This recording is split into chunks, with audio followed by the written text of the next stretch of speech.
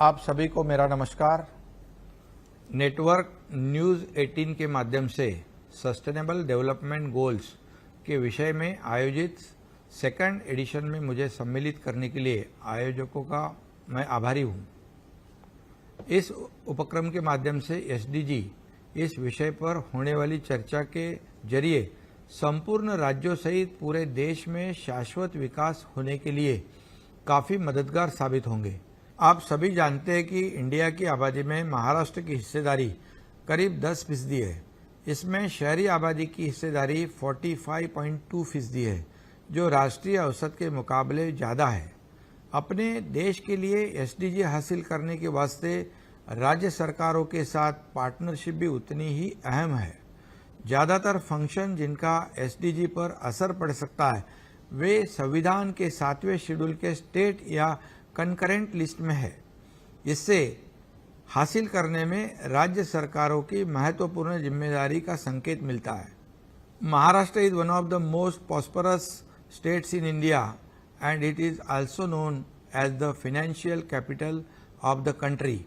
However, priority areas for intervention for SDGs remain poverty, hunger, gender equality and sustainable cities। Maharashtra में ग्रामीण विकास के लिए SDG का क्षेत्रीय स्तर स्थानीयकरण बहुत जरूरी है। अगर समाज के अंतिम व्यक्ति तक विकास के फायदे नहीं पहुंचते हैं तो फिर यह विकास समग्र और समावेशी नहीं कहलाएगा। महाराष्ट्र में पिछले महीने में पुणे में इसी विषय पर राष्ट्रीय कार्यशाला का आयोजन किया था। एसडीजी का पंचायत राज के माध्यम से अमल में लाने के बारे में इसी कार्यशाला में विस्तृत चर्चा भी हुई थी। महाराष्ट्र सरकार और मुंबई कॉरपोरेशन में क्लाइमेट एक्शन प्लान का ऐलान किया है। इसे मुंबई क्लाइमेट एक्शन प्लान नाम दिया गया है। इसका मकसद 2050 तक कार्बन उत्सर्जन खत्म करना है। यह न सिर्फ महाराष्ट्र में बल्कि पूरे देश में सस्टेनेबल सिटीज के लिए रोड मैप बनने में पहला अहम कदम हो सकता है। मुंबई 2020 में C40 सिटीज नेटवर्क में भी शामिल हो गया था। C40 cities climate leadership group ऐसे 97 शहरों का एसोसिएशन है जो ग्रीन हाउस गैस उत्सर्जन में कमी लाकर क्लाइमेट रिस्क घटाने के लिए प्रतिबद्ध है। दुनिया का आबादी का 12वां हिस्सा और ग्लोबल ग्रॉस डोमेस्टिक प्रोडक्ट के 1/4 हिस्से का प्रतिनिधित्व यह ग्रुप करता है। ईएसजी में यानी सोशल में भविष्य में कई जॉब्स के मौके पैदा करने और साथ ही पूर्ण विकास के लिए एडवांस विजन की संभावना है। हमें ईएसजी कल्चर बनाने की जरूरत है। इस बदलाव को लाने की जिम्मेदारी किसी व्यक्ति या सिर्फ सरकार की नहीं हो सकती है। बेहतर भविष्य के लिए यह सभी साझेदारों के लिए है। इस प्रोग्राम में मुझे अपनी बात रखने का मौका दिया, इसलिए मैं ऑर्गेनाइजर को एक बार फिर से धन्यवाद देना चाहता हूं। नमस्ते, जय हिंद, जय Maharashtra.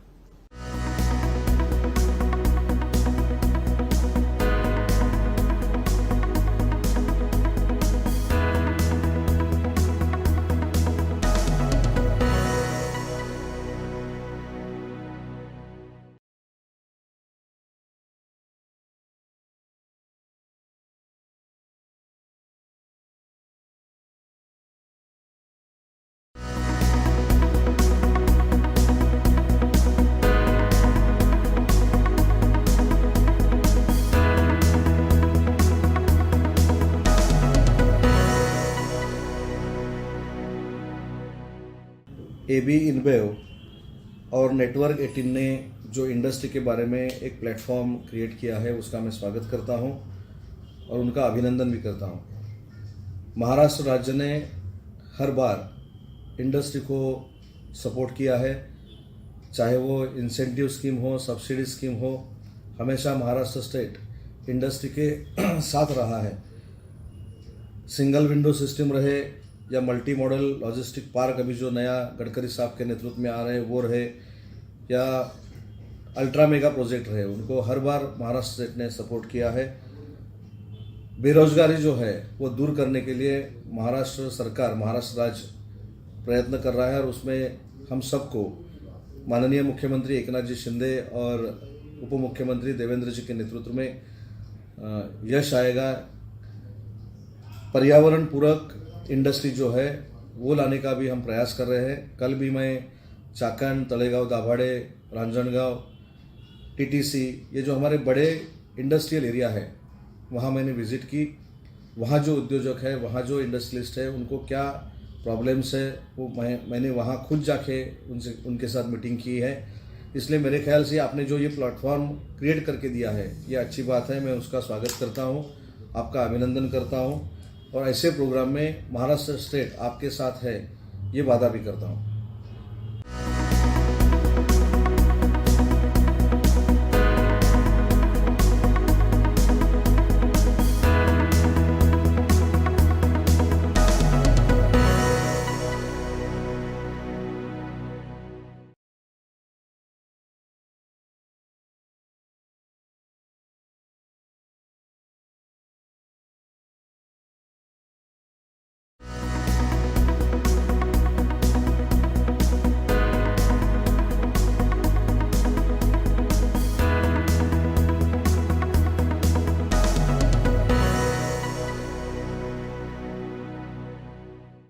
Namaste and welcome to yet another round of conversations around Sustainability 100 Plus. This is an endeavor here at Network 18 in partnership with AB and Bev, and we are going state by state. So we are also going to build up to a national level conversation and, of course, the Sustainability 100 Plus awards.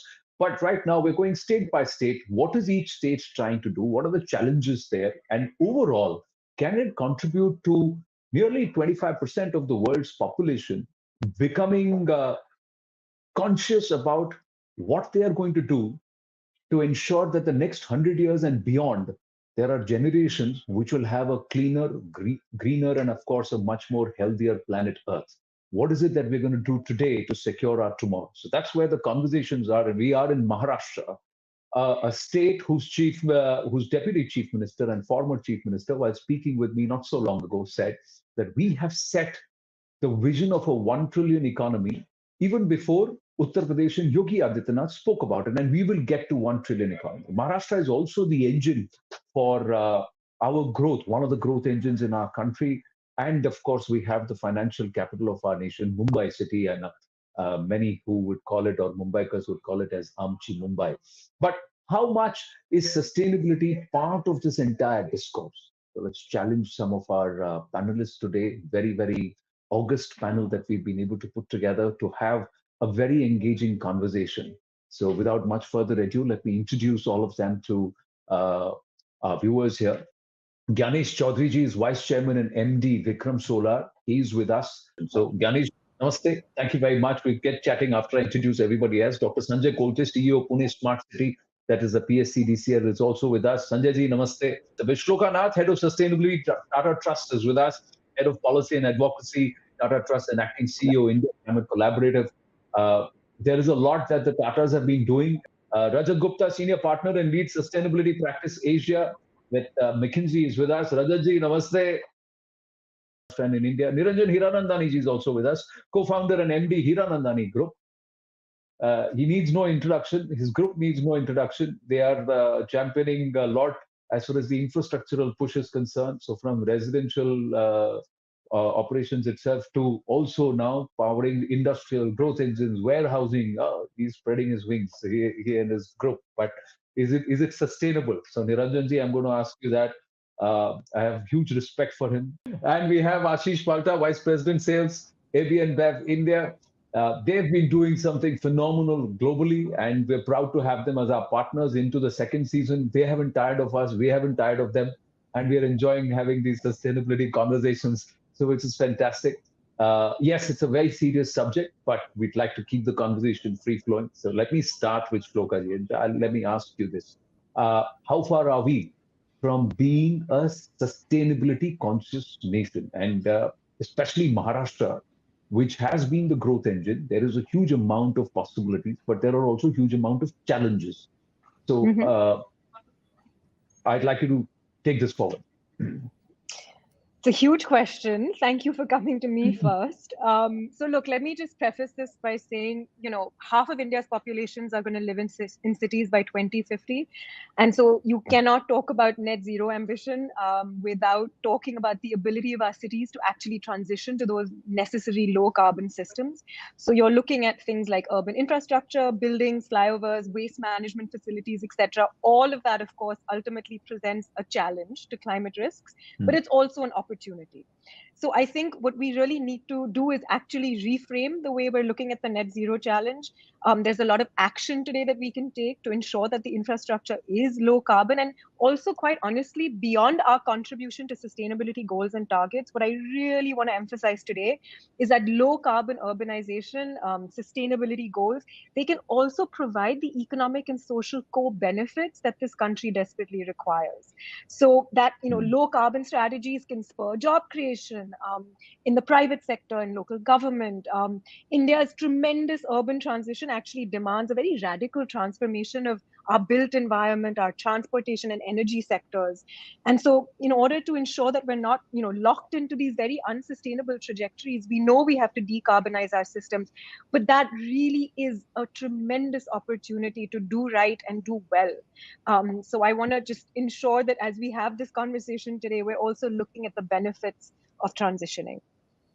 It's hugely beneficial. I totally agree, and there is no doubt about that at all, Shlokaji. Because, like you said, it's a gamut of opportunities. So you can look at it as a problem, or you can look at it as an opportunity, and it clearly is an opportunity. But Rajatji, what we are expecting India to do is to move from a Pentium 486 directly to an octa-core. So and just skip the entire evolution process in between, especially with infrastructure, and especially with the way we have planned ourselves mindlessly, or now we have got to do it mindfully. So how do we do that? Well, I think there are clear examples of when it's been done before, right? So in some ways, if you look at the digital revolution and the way it's played out in India with the Gem Trinity and so on, we have leapfrogged in the past. So there's no reason not to be able to do that. Let me throw some statistics to this. 75% of what India will be in 25 to 30 years is not yet been built, assuming some growth rates for the country. So when so much of our country hasn't been built, there's going to be a significant amount of investment. The question is whether this investment can be done right and can be done in a low carbon manner or not. Now, that's not to say that there aren't challenges. Technologies are not ready. Battery, for example, is not yet at the right cost. Hydrogen, which is a decarbonizing force, is not yet at the right cost. But there are other things that are in the money.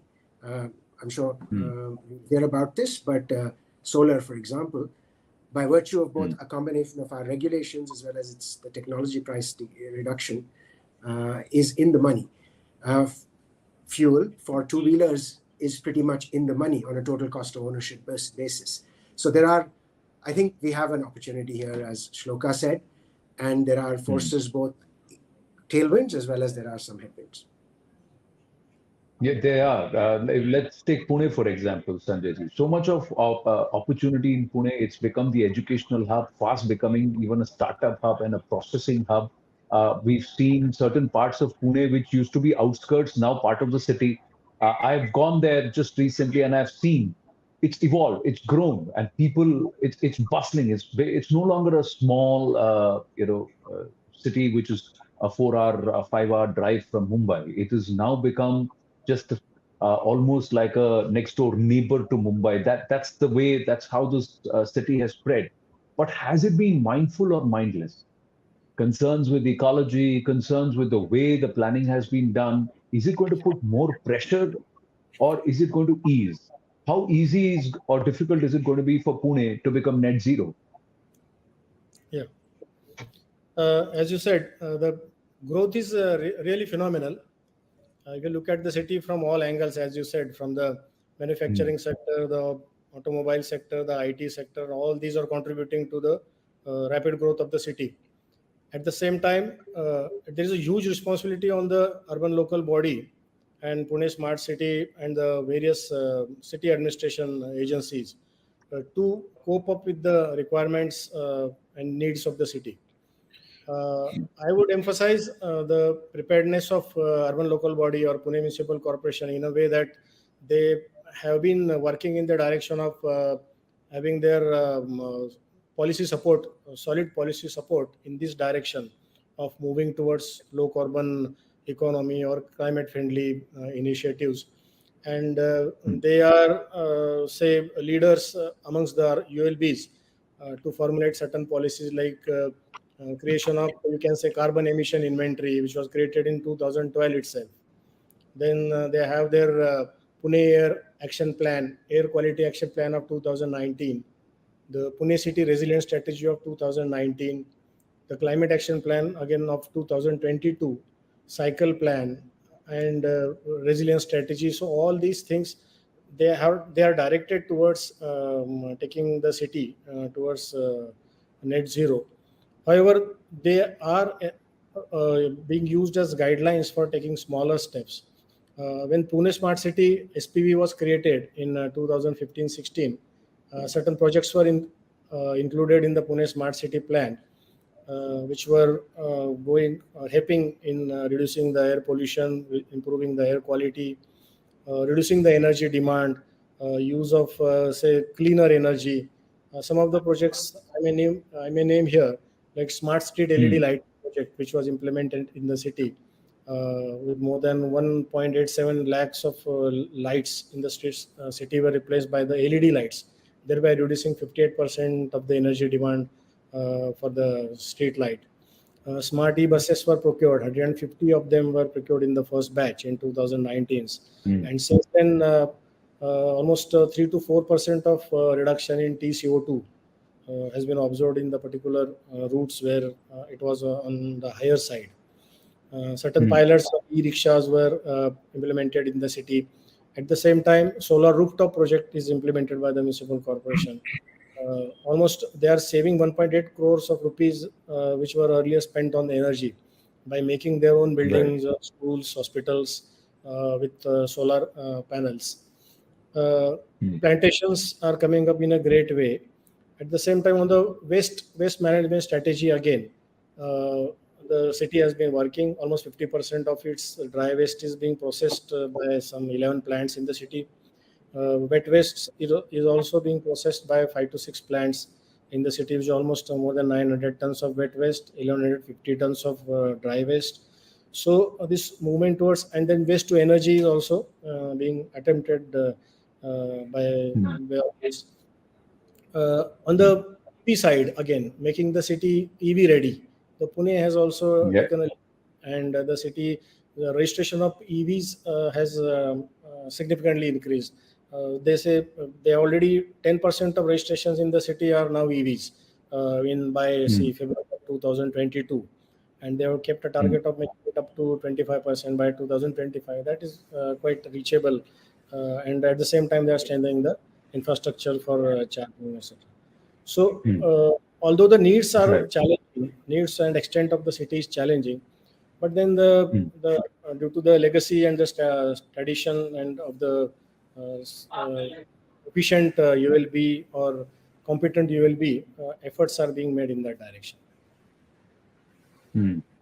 Well, it is quite a challenge. But are we actually looking at what our future requirements is going to be as we are building today, or is there no planning about how many people are actually going to make an ingress, and what's the pressure on Pune as a city that's going to be? That's one question. I'll come back to you on that, Sanjay ji. But let me just bring in Niranjan ji and also Ganesh here on this. Niranjan ji, you are in the business of building infrastructure, building townships. Is there a climate consciousness? Is there a sustainability consciousness there? And even in the growth that you're part of, the entire push that the government itself is making on infrastructure, is sustainability at the core of this thrust? Anand, I'm happy to share with you that the direction in which we are moving is so proactive that I'm very sure that we will ultimately reach the objective. I'm not trying to say that everything has succeeded on the first day, and obviously that's not happening at the ground level. But we're getting three-tiered approach.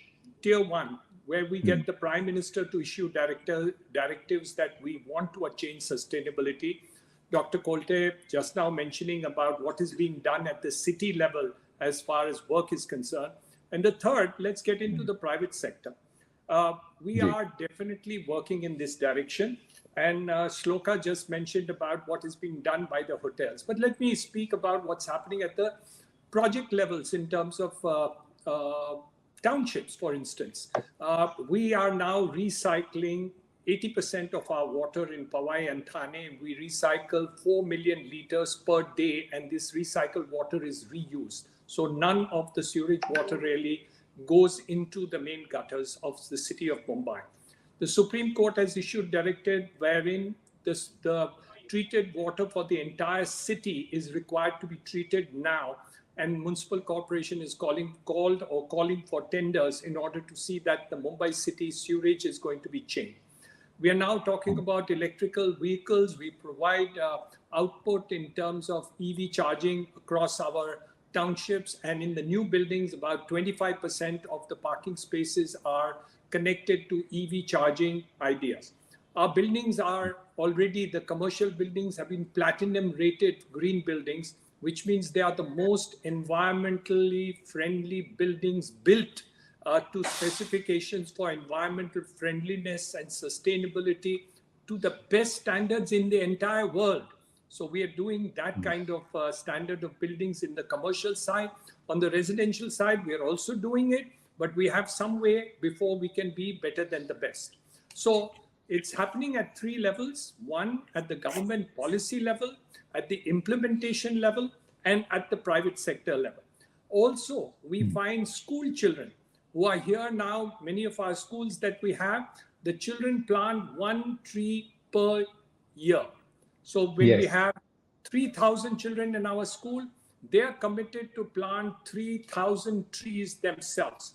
So it's not only a question of that at the lowest level, at the children level, we are trying to get them into the habit of learning about sustainability and do the plantations themselves. So I think it's a multi-tiered approach that we are now taking up. And I think we have seen successes in all these spheres that has happened. Success, whether it will be 2030, 50, whether we'll achieve our goals ultimately to the extent we've done, there is a challenge.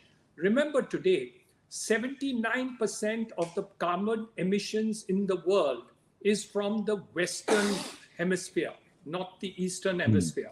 While the manufacturing is done in the Eastern hemisphere, India, China, and Asia, they already have their infrastructure in place. So we as India are definitely challenged, because let's take the example of Mumbai. You mentioned it, Anand. 50% of my population of Mumbai live in jhopatpattis. Don't you want them to be put into buildings? Are we saying they will not be rebuilt? Of course they will. And we have to build it, whether it is Dharavi, whether it is the slums around Mumbai. So development infrastructure. Take the question of roads. We are now making 35 kilometers of national highways per day, but we are lining them with trees. So all the national highways are now lined with trees and other things there.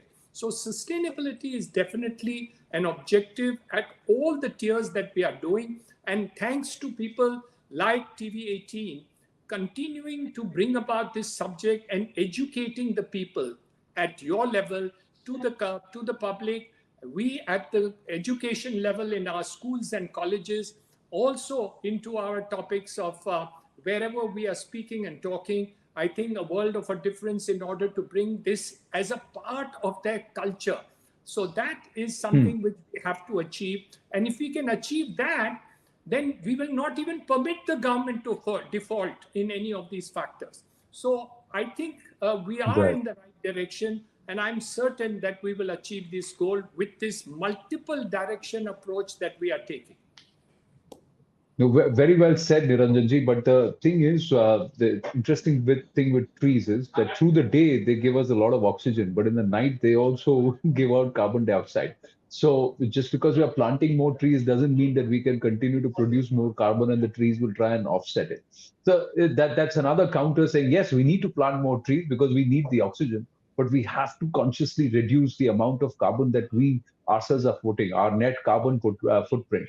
The theme of this effort, ladies and gentlemen, is creating an enabling environment for Indian cities to decarbonize and meet net zero goals. Now, this net zero goals largely is also around how we consume energy, how we are generating energy and how we are consuming it. So Ganesh ji is the next who I'm going to go across to, because what he's doing with Vikram Solar is to try and create an alternative renewable source that is the energy of the sun.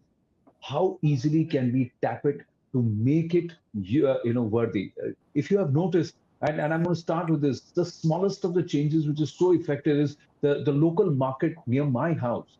If we go in the evening markets, the lamps which the small shopkeepers have, they're actually solar powered. Almost all of them are using this, and they have found the benefit of it. It charges during the day, they use it all through the evening, and then they're able to use it again and again.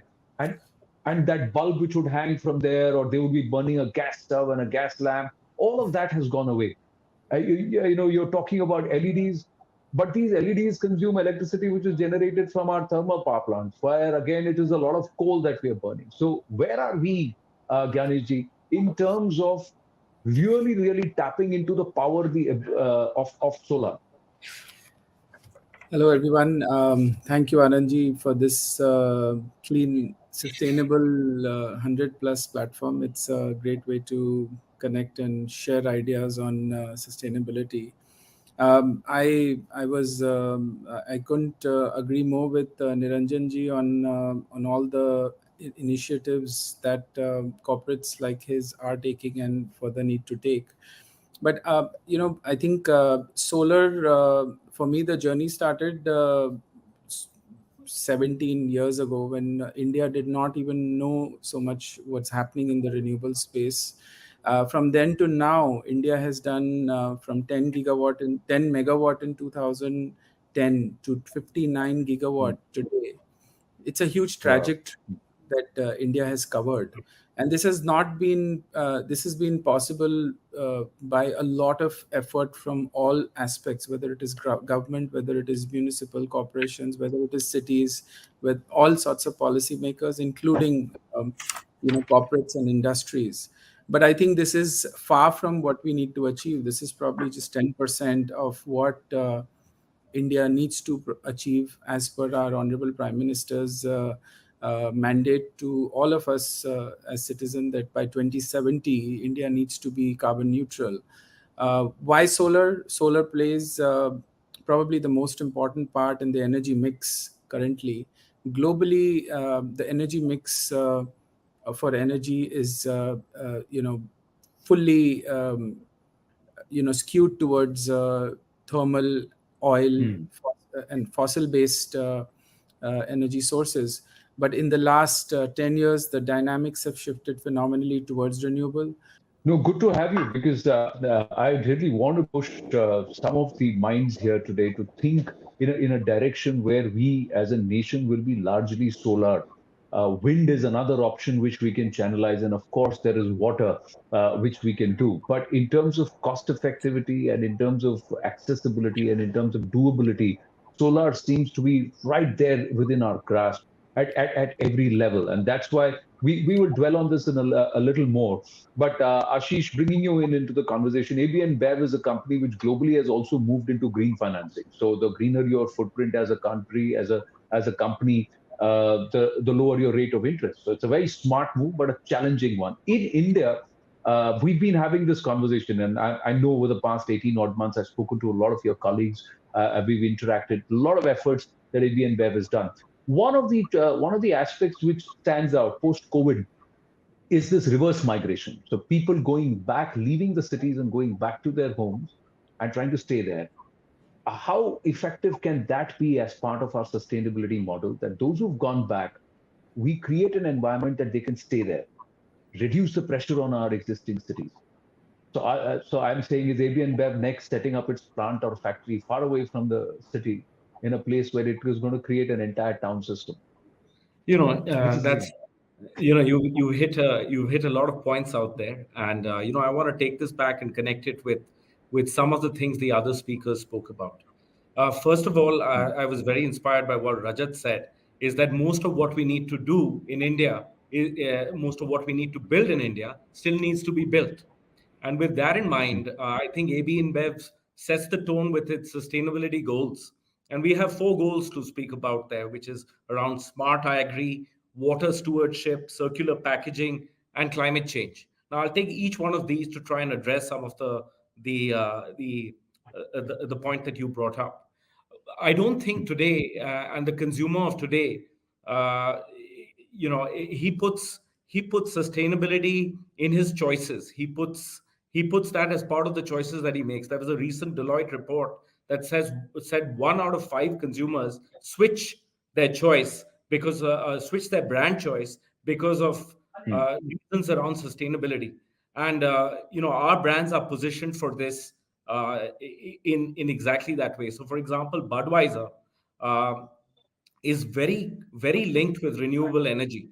And in North America and Europe, 100% of our Budweiser breweries are actually, powered by renewable energy. 100% of Budweiser made is on renewable energy. In India itself, we have examples of 80% of one of our breweries in India, which is on renewable energy. So, whatever breweries we put up, we envision to make them future-proof and sustainable in that sense, to bring the consciousness of sustainability, as you put it, in our actions right there. In the same way, Corona is linked to protecting the ocean, and our efforts in Maharashtra and on Juhu Beach are testament to that, very often bringing the community into that. But in our business itself, if you look at seed to sip, if I can call it that, where you have farmers working on something and finally you consuming our product. In our business operations, in our financing that you mentioned, sustainability plays an important part. The loan that you mentioned is a $500 million revolving facility that actually the interest rates change or reset based on certain sustainability parameters, which is renewable energy procurement, circular packaging, some of that. Now, when more and more people hit cities, it becomes more and more important for us to be sustainable, more conscious environmentally as we operate. And there are many examples of that in terms of what we are doing operationally. For example, one of the things that we do is all our logistics today. All the trucks that service our logistics have a meter that measures their carbon footprint. So we are very conscious of how we neutralize that. On water stewardship in our, I talked about renewable energy, but on water stewardship in our breweries, and I heard Niranjan talk about that, our water stewardship in our breweries actually return 1.4 times the water that we consume to produce our products. So we are neutral and in fact positive in terms of our water stewardship programs. And that's what we are doing for a future where we give back more than we actually consume. And I think every company needs to do the same. Finally, I'd say that as we put in new chillers and invest in the cold chain for our consumers to enjoy our beverages cold, we ensure that they're green chillers. They have lower energy consumption than they did in the past, and that's an important area that we're working on as well. So these are just some examples of a company moving forward with sustainability at its core. It's not outside our strategy. It's very much central to what we do. Well, it's such a big subject. It's such a vast subject, and there are so many possibilities that this conversation can be endless. But I have paucity of time. Anand, can I steer it clear towards? Yeah, sure. Yes, Rajat. Can I come in and please. just pick up on one different side of what Ashish said? I think since most of us, I think, are here in Mumbai, I think we've also got to look at the opportunity from another side, which is the side of the city. And I'm quoting some facts which have been put out in the McKinsey, in the Mumbai Climate Action Plan, MCAP, from WRI. Their estimates, best I could understand them, are that Mumbai itself produces about 8 million tons of carbon, which is less than 1 ton per citizen in Mumbai directly, right? This is largely transportation. It will also be some cooking fuels. There's 16 million tons that Mumbai consumes in the form of carbon in power, which is largely coal-intensive power. And then I'm going to probably ask some of my McKinsey colleagues to come up with a real number, but I would not be surprised if there's 150 million tons of carbon that we consume as Mumbaikars in the form of cement that comes in here, steel, food, drinks, including barley water, that comes to us, right? So if you take all of that, really in real terms, much of that 8 million tons, by the way, is transportation. And of course, Mumbai has to do, or a city like Pune has to do a lot on that front. But I think a city of this nature with somewhere between 10 and 20 million tons, 10 and 20 million people, depending on how you define the boundaries of the city, can have an outsized influence on what we buy, right? So can we buy cheaper, less carbon intensive power? Can we buy likewise less carbon intensive cement, steel, food, right? So I think we should take a wider look at this lens and a wider lens at this. And we ought to basically think not only about the carbon that we generate as a city, which is in conventional terms called scope 1, but at scope 2, but as importantly at scope 3, and the kind of influence that the city can have and its citizens can have on that. No, point well made, and that's exactly where I was coming down to, saying that one is that we have to say we've got to get carbon conscious. The other thing is carbon footprint conscious, net zero conscious. The other aspect is how do we physically make sure that cities are engineered to be by default conscious about sustainability. And Shlokaji, that's where I'm going to ask you to come back in and say, is it possible to formulate public policy? Can townships be where you would say that there will be no more jobs, there will be no more unplanned people coming in. The other aspect, restrict the number of cars on road or cars that will be registered in a particular city and force public transportation. These are hard policies that will have to be made. Any multi-story building, which has got a clear face on the one hand, must have solar paneling. So it generates its own energy. So these are hard calls that cities will have to make, municipal corporations will have to make, and force people to get into it. Because there has to be some amount of push for this to be worked. Energy consumption is the biggest challenge. So take this forward, because our dependence on coal and of course the number of cars we're putting on the road.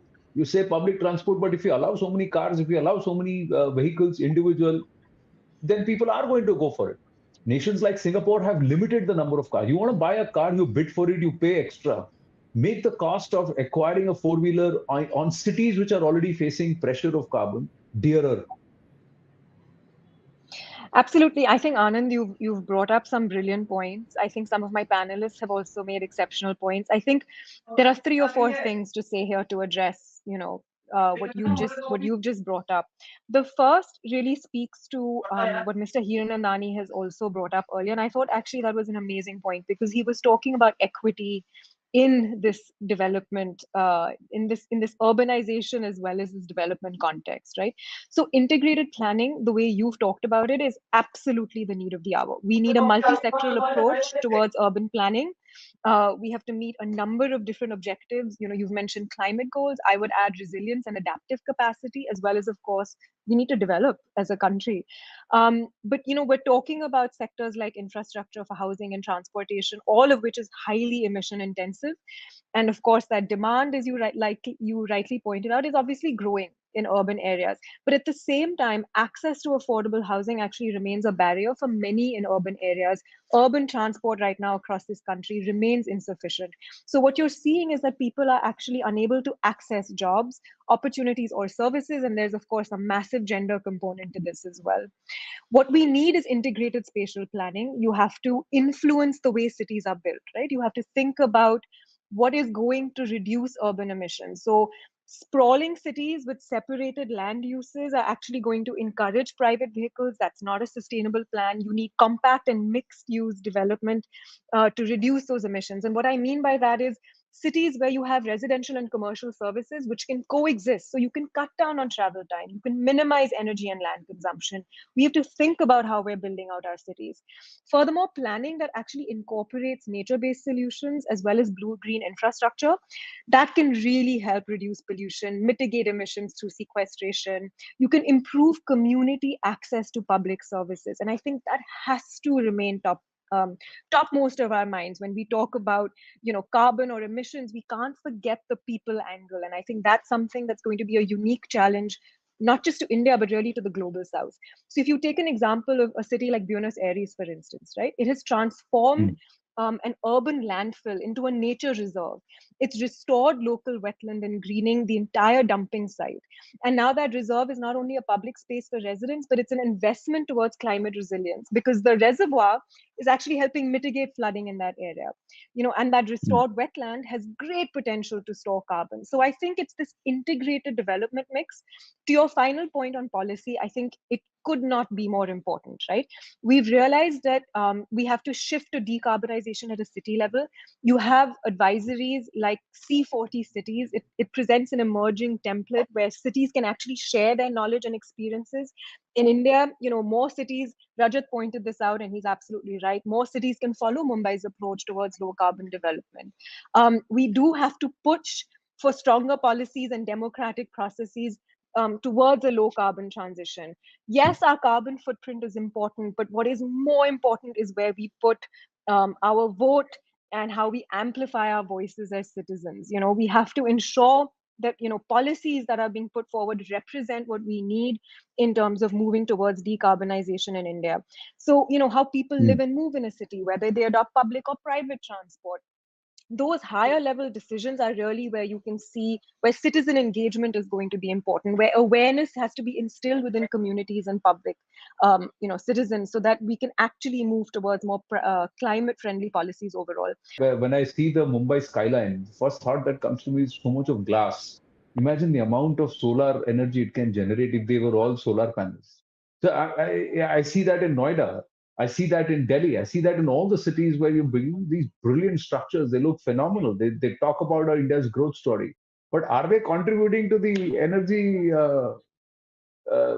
quotient also? Why can't that happen? Is it so difficult? Are we so far away as far as the technology? Is it so prohibitive? Yes, at this point of time, the wall glass doesn't have the innate capability of generating, because it requires other characteristics which are required for the purposes of reducing the solar lights to come into the buildings in order to conserve energy, and also to prevent sound in the cities. So the thickness and other things are there. But I'm sure the technology of glass will also change over a period of time, and this also is going to happen. But at this point of time, the technology is not available in terms of the glass. But as we said before, Anand, there are many things to be done, and so much is started to be done. The question is, I think, two parts of it. Number one, incentivizing. I think what Dr. Kolte said is right. We have already incentivized it, but we need to move it to the next level. So when you say that you're going to provide solar energy, which is going to do maybe for the next couple of years, the other benefits which could be given, whether in property tax, whether in terms of the various other cesses which are there on electricity or the things, for a couple of years could be definitely given to the societies or to the buildings, because there are a lot of retrofits which may be required. Because though we would say over a period of time, new buildings are coming in, but remember, 95% of buildings are still older buildings. So maybe we need different type of incentives in this. On the transport sector, there is a dual challenge. You mentioned about people getting off the roads. But remember, in the last 60 years, 70 years, we've added only 19 kilometers of metro. While in the next 5 years, Mumbai will add 300 kilometers of metro. Now, till you don't deliver 300 kilometers, how do you stop people from buying vehicles and cars and scooters and motorcycles? How do they transport?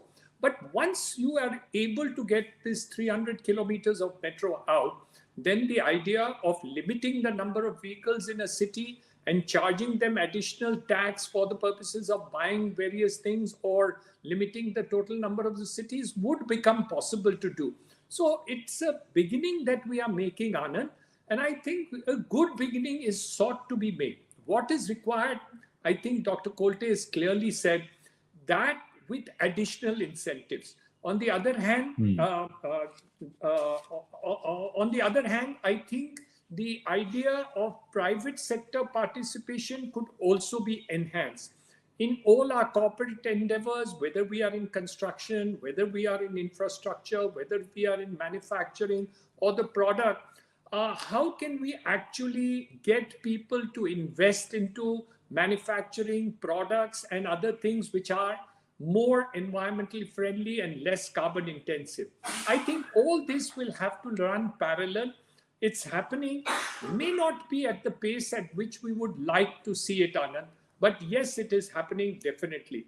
So when you ask that question, are you going to achieve that target? I don't know, but I'm certain about one thing.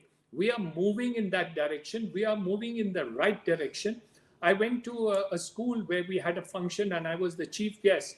There was so many children talking about the environment and sustainability in the programs that were there, and they were showing about it. I think that actually made me feel very happy, which meant that the next generation also is looking at it. It's not the oldies like me and us that we are going to really do it, but actually it's the next generation of the youth that are going to do. If you energize them, I tell you, they will even correct their parents when they do something which is not environmentally friendly. So we got to get this right to the youngsters of today and see to it. So corporates, government, policy, implementation, incentivization, education, all this has to run parallel if we want to achieve the objective.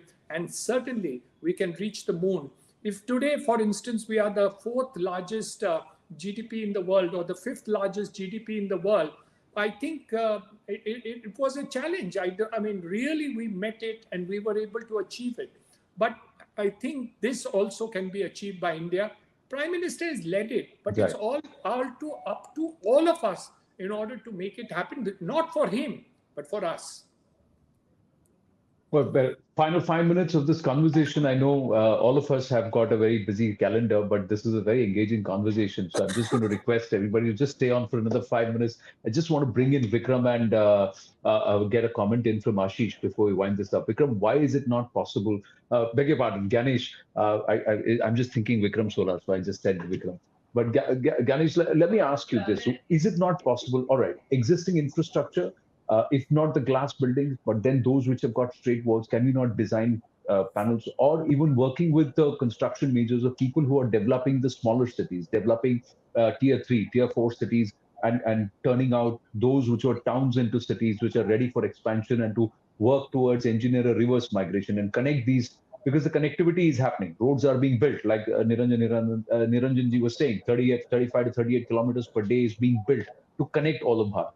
Is it possible to think of that the future constructions, because Rajatji said 75% of what our needs are, we've still not built it. So when we are building it, can we build it in such a way that they are themselves energy sustainable? They don't need to draw power from fossil fuels. Absolutely. I think technologies right now are working overtime on making buildings sustainable, and the products that we make already are achieving that. One fun fact for all of you is that one solar panel in 1 year, once it's up and running, takes care of 0.5 ton of carbon emission. So this is, if you do the math here, 1 kilowatt of solar takes care of 1.5 tons of carbon reduction. So I think today's conversation was so much about renewables and solar and energy transformation that it really warms my heart, actually. I think solar itself is scalable, it's affordable. We talked about Maharashtra, which is one of the highest cost deployers of solar, of energy, because currently there is very less renewable in the grid. I think renewable is the solution, and not just from a sustainability standpoint, which is the prime point here, but from the efficiency standpoint and cost-effective standpoint, solar is the solution now. It is decentralized. It is scalable to any extent. You could, as you said, you could do a lantern and you could light a whole city with it. I think the policy and initiatives that are coming on now, and the attention to detail that the policymakers are giving to renewables and specifically solar, I think India will gradually have to become a 30 gigawatt per year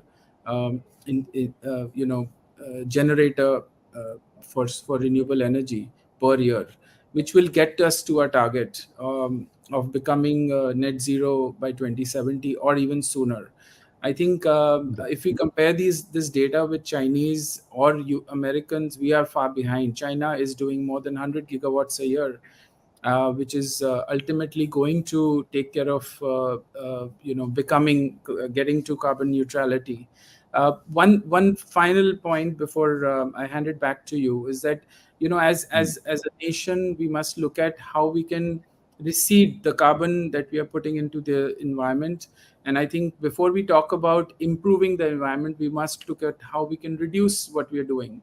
And these are all the initiatives that we talked about today. I think all of them consistently done will lead to that. And Denmark is a great example for all of us, because Denmark lists on the sustainability index as the best in class. And all they've done is they benchmarked how they can do carbon sustainable practices and energy sustainable practices in the daily lives of every citizen. And that's what is the holy grail for all of us. Yeah, but Denmark, you know the size of it, and we know what the size of Bharat is. We know what the size of Maharashtra itself is, and where Denmark stands in terms of density of population, challenges, and of course the entire growth cycle of the nation. So all of that. But yes, the attitude, inspirational, and we can also look at some of our own traditional processes and methods. We can combine that. A certain amount of R&D thrust towards that is important. But final word, Ashish, great engaging conversation, but I think we've overshot time a little. My apologies for that, but this was really, really phenomenal conversation, eye-opening and of course thought-provoking. So, Ashish, final word before we wind up. Yeah, so it's a wonderful conversation. One of the things that I thought I'd leave you with is around sustainability and the work that AB InBev has done around circular packaging. It's an important part of these mega cities that are going to emerge with people moving back. You can't keep putting in; you've got to reuse a lot of what you have. So, as manufacturers, we have 95% of what we put in as reusable or recyclable, if I may say so. That is on glass bottles, which is very intuitive because glass bottles can be used more than once. The consumer is moving towards new ways of consumption, and draft beer in many of your cities. Mumbai, I heard multiple times from many of you because you're there. Pune, which is Maharashtra's largest city consuming draft beer, is effectively the consumer is reusing a lot of that packaging material in what happens. So the consumer naturally in new innovations is moving in that direction. Also in terms of what we do with cans, because cans becomes more and more important in terms of what we consume, whether it's beer or it's soft drinks. And most of that is actually recyclable. Almost 75% of that is, and we continue to use it in that way. So I think that's an important part and a good example as responsible manufacturers, as responsible corporates, we take India forward. We take the FMCG sector forward. You know, your transportation is one of your biggest aspects, and in terms of a carbon generation, and you talked about it yourself. So it's possible. So reduce, reuse, recycle. That has to become the core principle. Amazing, engaging conversation. But thank you very, very much for your patience and for also contributing so generously.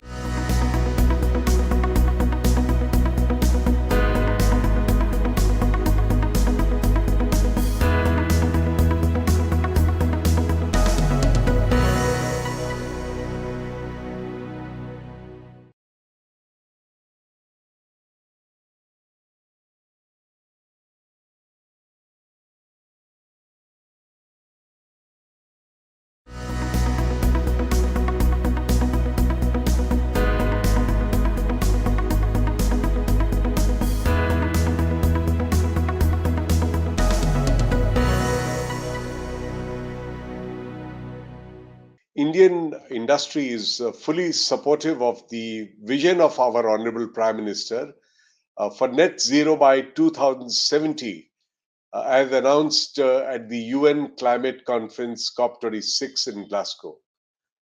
We are fortunate to have a political leadership that has seized the matter with a well-defined goal. This enabling environment is the essential first step for climate and business. Introduction of Panchamrit, that is 5 commitments to deal with the challenge of climate change.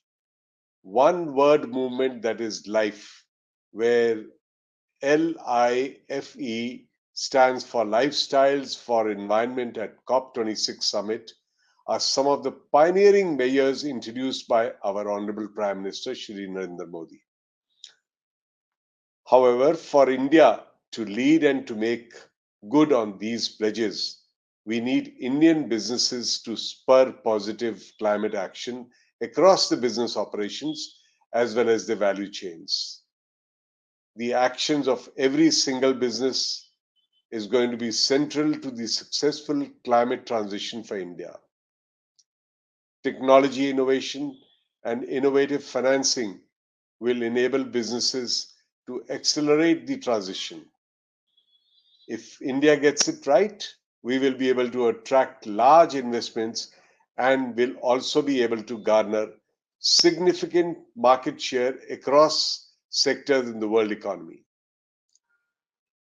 Progressive move towards net zero pathways requires not only investing in new green technologies, but also proactively phasing out carbon intensive assets and addressing the impacts of the transition of workers and communities. Indian industry has taken a multi-pronged approach on climate change, focusing on key measures like positive climate action, biodiversity conservation, forestry, and land degradation neutrality, waste cycling, actions to phase out single-use plastics, natural farming, and transition to clean energy. It is already complementing government policies in this regard. Collaboration is crucial to share experiences and provide tools that medium and small enterprises need. And in this way, probably large businesses can act as accelerators in the race to zero by working with the supply chain. The increasing pressure from investors as well as consumer demand for environmentally sustainable products will create new opportunities for climate technology innovation. Startups and entrepreneurs can leverage these opportunities by bringing innovative technology to market that addresses the sustainability transition challenges of corporates. That is what the FICCI Center of Excellence for Sustainability Leadership aims to catalyze. Clean tech innovations lie at the heart of decarbonization and climate resilience.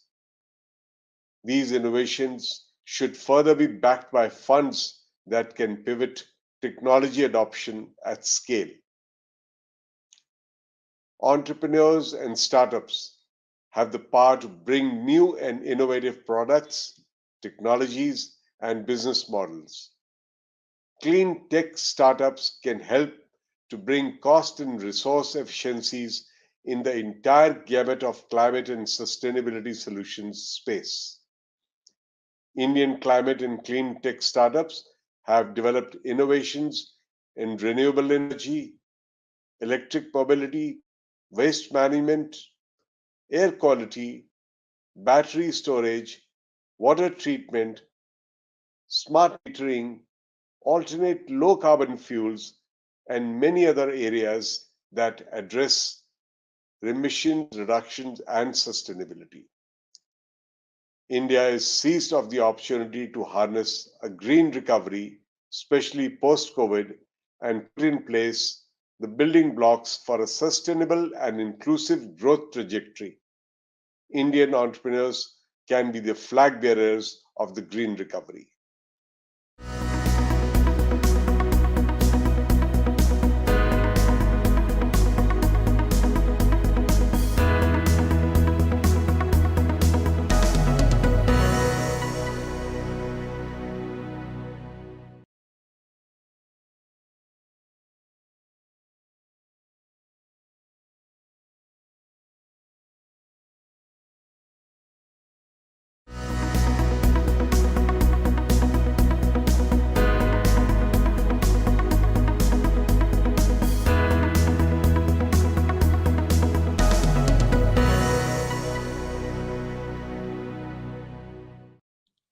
Hello and welcome to the season 2 of Sustainability 100 Plus Masterclasses.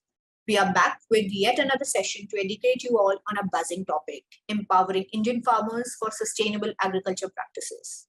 And to talk on the subject, we have an accomplished leader in the domain, Jaskiran Warik, Project Lead, Food Innovation Hub India for World Economic Forum. Jaskiran has been working as a key member of the Secretariat of Multi-Stakeholder Initiatives for the last 8 years and was most recently the Director, South Asia for Organic Cotton Accelerator. She has experience in developing and executing strategic interventions for maximum impact in the agro-commodity production and trade in India. We are super excited to dig deeper into the topic today with Jaskiran. Welcome today. Without further ado, let's start with the session. Jaskiran, we have a set of few questions for you today and look forward to your insights on them. Sounds good. I'm glad to be here.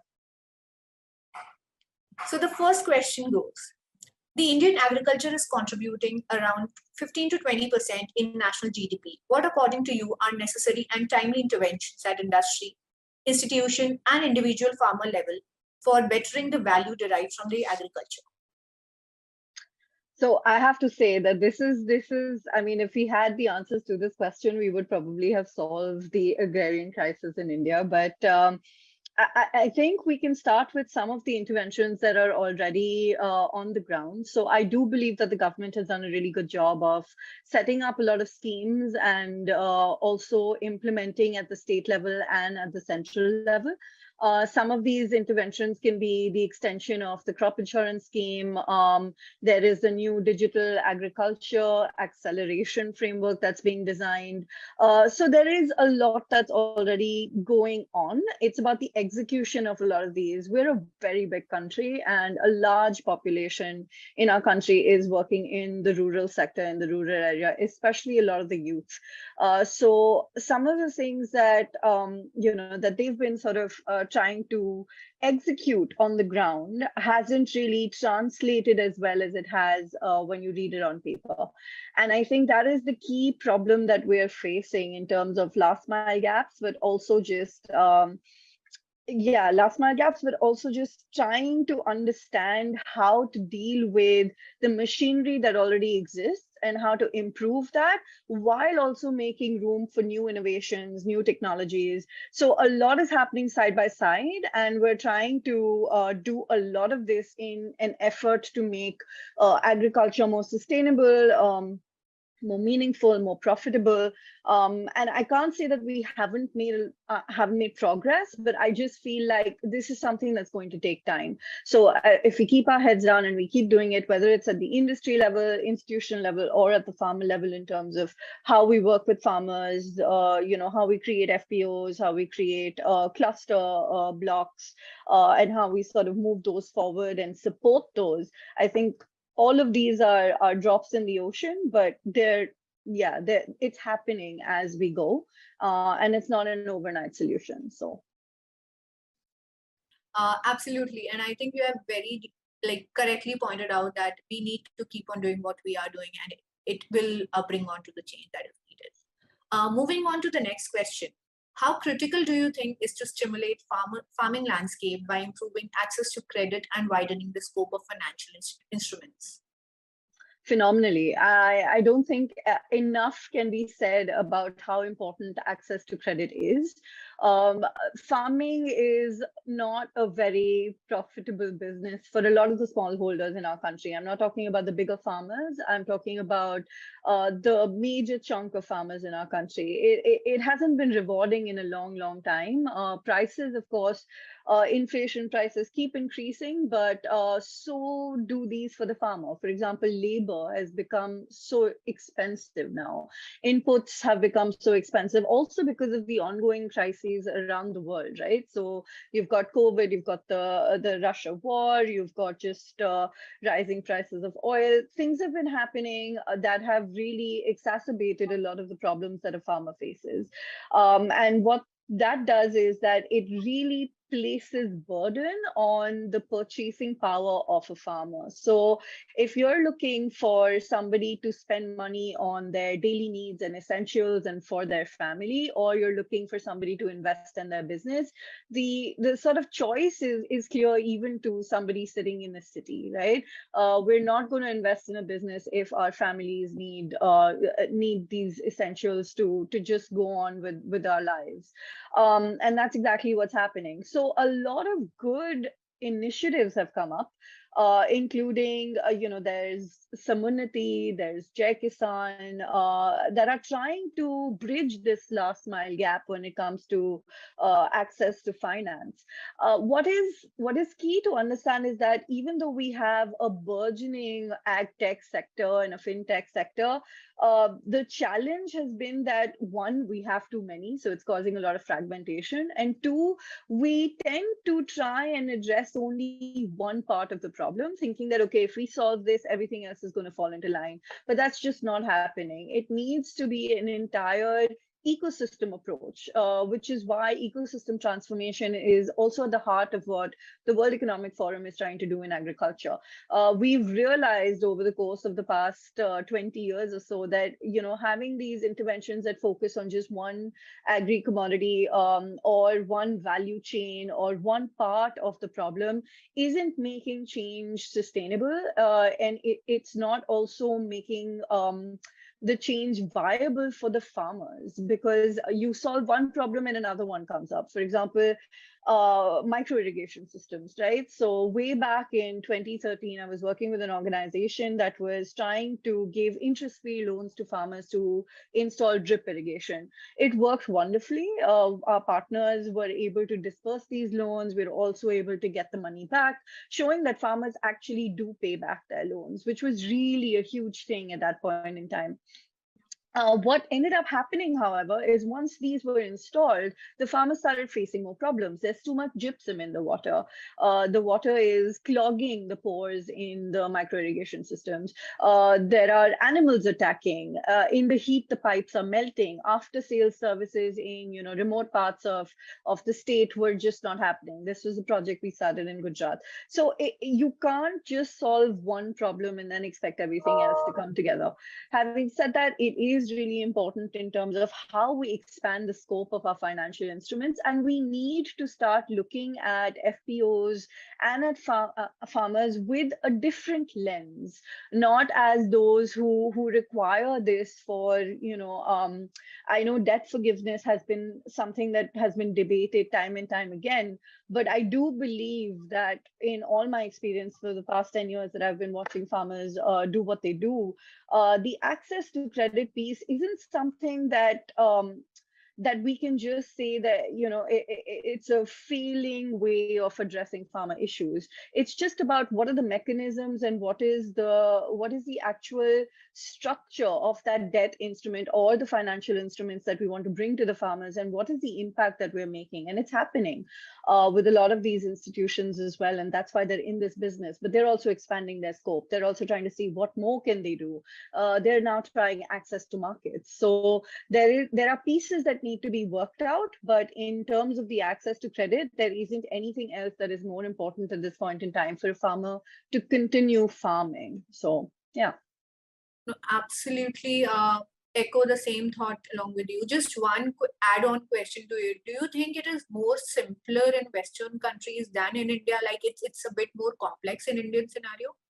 Of course, it is really complex. Part of that also has to do with the debt forgiveness issues, and how we've treated farming culturally as something that is that's not a business. And in the West, you have bigger farms, you have farmers who've been doing this for a while and who have sort of mechanize a lot of what they're doing, so they are able to then whether it's connecting with a bank, whether it's connecting with the market, it becomes easier because you have those quantities, you have those economies of scale. In India, the uniqueness is that we have smaller land holdings, so mechanization isn't always possible. But you'd be surprised at how enterprising farmers really are, because at the end of the day, so what if they don't have big tractors? they find ways around this. So what if they don't have big harvesters? I've seen, machines that are manual machines that can allow you to cut weeds, but at the same time also allow you to harvest. So there's a lot of innovation that goes on the ground as well. It's just that we're such a big country that it's not easy to take innovation from one space to take it to another and then sort of scale it up.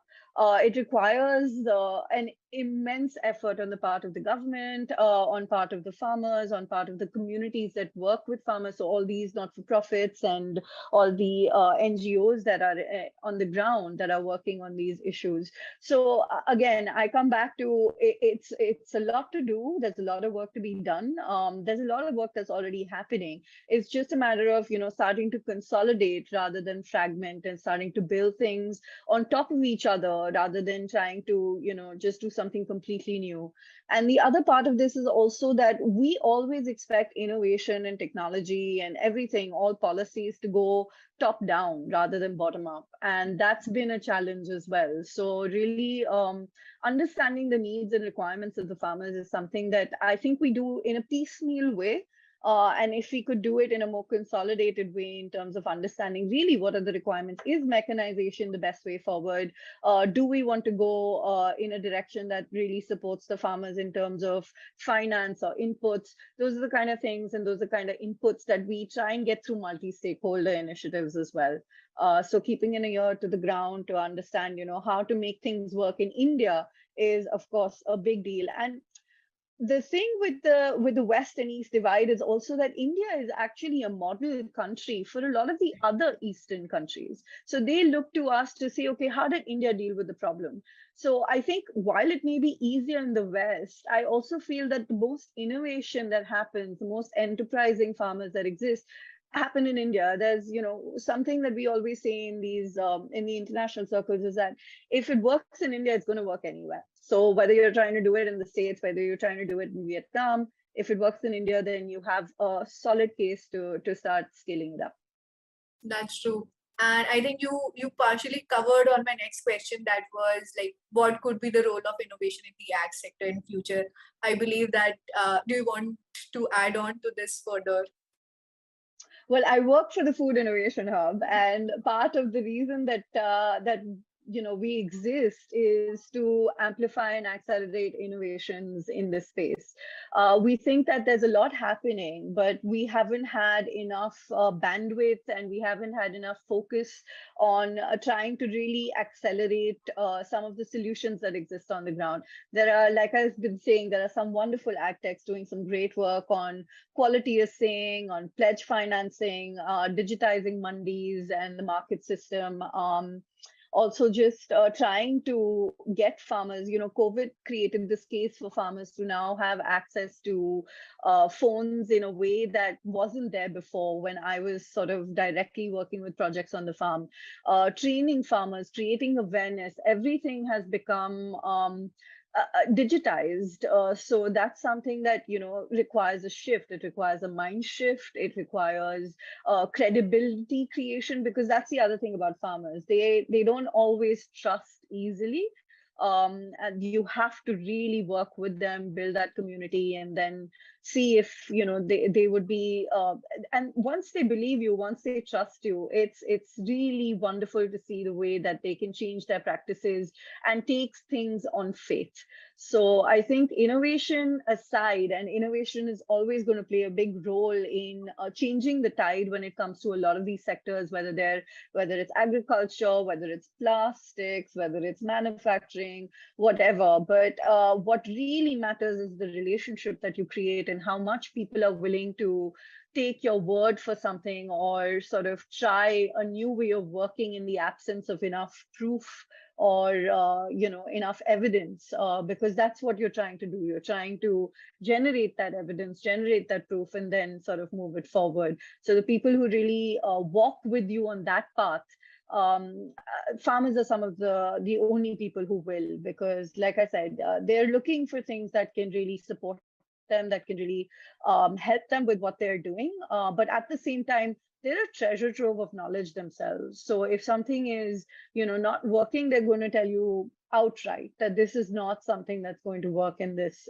space, and we can try it if you want, but that's not the way we need to go. So that sense checking can also happen with farmers. And I think one of my favorite things that I keep hearing one of our farmer representatives say is that innovation and technology is not something you do to farmers, it's something you do with farmers. So giving them that seat at the table while you come up with these innovations, while you come up with these solutions to the challenges of our time for agriculture, I think that's paramount moving forward as well. Absolutely. And like you also pointed out towards the mechanization of farms and the economies of scale that has made the case easier in the Western countries. So do you think like mechanization or service-based model developed by entrepreneurs recently are disrupting farming ecosystem or value chain at large, especially focusing on India? I think there is a lot of disruption. So what I was talking about in terms of ag tech, burgeoning ag tech sector, I think there's been, and you must have read about the cases with, I think it's Unnati, and things are happening also with Agrostar. So the way that the Indian agriculture sector functions and the way it's functioned for the last so long, I don't think there is a way to change that very quickly. So a lot of the ag tech startups, when they come in with an excellent solution, but it has not been validated on the ground. So whether you're talking about mechanization of farms, or you're talking about how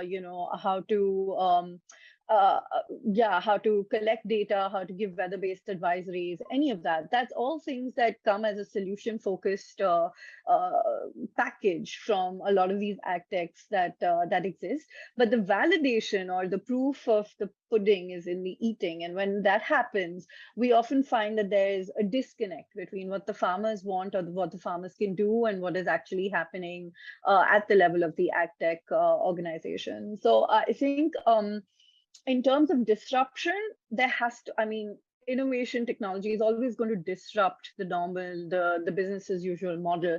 But is that disruption good or bad remains to be seen. And I think as we continue to sort of develop a lot of these models, we will find that the solutions that don't work will automatically start, being they'll just thin out, they'll just be diluted, or they'll merge with other solutions. So I'm really looking forward to the day when we can get rid of the fragmentation that exists in the sector and really have good use cases and good sort of proof points, good ag tech organizations that are really listening to what the farmers want. And that's already happening. So there are a lot of organizations that have changed their models based on, their interactions with the farmers. And I hope that continues, because that's co-creation. And that's the only way to sort of help solve some of these challenges that we are seeing in this day and age. Yeah. So moving on to the next question. Farming in India is plagued by microland holdings, as we know at large. That also limits farmers' scope and scale to adopt. How do you think such farmers can benefit from FPOs or CBBOs kind of organizations? Yeah, that's a good one, because that's not related directly to technology or innovation. That's more about aggregation, consolidation. And as you can tell, I'm quite the fan of consolidation and defragmenting a lot of our approaches. I think when it comes to aggregating farmers and to farmer producer organizations, there are some very clear challenges that we need to look into. One of which is actually strengthening farmer producer organizations. A lot of the times you don't find the right kind of people to run these organizations. So even though the government is really focused on, these 10,000 FPOs that they want to create by a certain date, I think that sort of focus and that sort of support is definitely great to have. But unless the existing FPOs or we have a way in which FPOs can be strengthened, people can be trained. You need to have a CEO, you need to have a finance person. And we're talking about farmers who have, generally always been interested in their plot of land, in, what's happening in the village in terms of what are their neighbors doing. So farmers actually prefer to work with neighbors than anybody else. And there's research to support that if a farmer has to change a practice, the first thing he does is looks at his neighbor's field. And that's the way that, communities in the rural sector function. And that was also how we used to function not so long ago. But of course, now we have the internet at our fingers, so things have changed. Having said that, with creation of FPOs come this challenge of having good people to run FPOs and sort of build out, the kind of caliber that you need to compete with a lot of the other organizations that exist in the market. That's something that needs to be addressed. We shouldn't be focused so much on the number of FPOs we have. We should be focused on the quality. So I think that's been somewhat, that's a gap that needs to be looked at very seriously. And the second part of this is that FPOs are often held to the same standards or even stricter standards than companies or startups. And the challenge with that is that, again, the caliber of people, have they been doing this? Do they have the strengths to do this? Do they have the qualities to be able to make this a success? I don't think we can look at everything from the same yardstick. So I think there as well, whether it's to get access to credit, whether it's to show profitable margins at a certain time, that needs to be relaxed in some way for FPOs. Documentation requirements are so high. They're not the same things that we can do. It's just something that needs to be looked at really seriously. Also, interest rates, for example, for FPOs, interest rates are really high, whereas people in the city can get a much lower rate of interest to buy a house or do something else. So it just becomes really challenging then to create a business case for farmers to continue forming these FPOs if they're not getting any benefits from doing that. But having said that, I've seen some really successful FPOs as well. There's one in Maharashtra doing a lot of grapes, and they've expanded. There are some others in the south that are doing especially well. So I think it's just a matter of how much handholding these FPOs really need, how much can we support them, and how much we can bring them to the level where they can actually compete in a free market and compete in a way that is that's actually competition and not just some sort of handout. Absolutely. Like in terms of many successful examples with the FPOs, it has been with either fruits and orchards, but it is still on the pathway of growth with grains mostly. So yes, a lot of developmental scope there in terms of hand-holding along with the farmers and the success that we are yet to see. How do you think that digital resources at farmers' disposal can empower them? Like, what are the current challenges in the ecosystem? Like, even if they have these digital resources, do you think they are willing to actually use them, or they are looking forward to use those? I think this is a bit about, it really depends, because there are organizations that have been successful in showing the business case of these, these digital resources to farmers. There's also, for example, Digital Green and others that have been doing work on this particular aspect, and they've really showcased that digital tools can support farmers to move forward. But mostly, what in my experience, what I've seen is with digital resources, on the health side, that's something that I've seen it really take off on. So really looking at technologies to support in terms of health rather than in agriculture. I don't know what that is. I think it has something to do with the priorities of the household, priorities of the people who use technology as well. And that there is a there's just a gap between women using technology at the farm level and then also how it's more geared towards men. So I think that's also going to be a challenge in the future that people are trying to address, how to make technology more women friendly, and see if that can sort of solve the problem of having more adoption of digital technologies on the ground.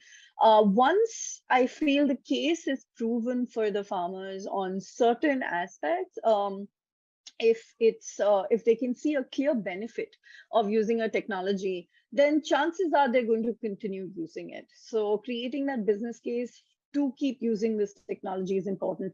I also feel there's just so much hitting the farmers now. Like there's just so much technology out there, so many apps.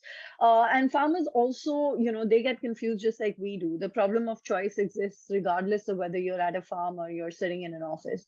So I think there also, if we really, want to take it, we've got to take it slow. We've got to make sure that these technologies, the infrastructure around these technologies, so that's also something that's missing, right? The infrastructure, the ag infrastructure, just the rural standard of living, all of these need to be improved because it's the ecosystem approach again. So I can't say that technology is definitely the be all end all solution and farmers are definitely adopting it. I do feel if we make it easier for farmers to adopt technologies, they will adopt technologies. Absolutely. With this, we come to an end of this masterclass, and thank you so much for a wonderful and an insightful session. It was really enlightening and a brief, to the point discussion, which we actually intended. I hope our audience enjoy the session too. We'll be back soon with the next masterclass. Thank you so much, Jaskiran. Thanks, Agana. Thanks for having me.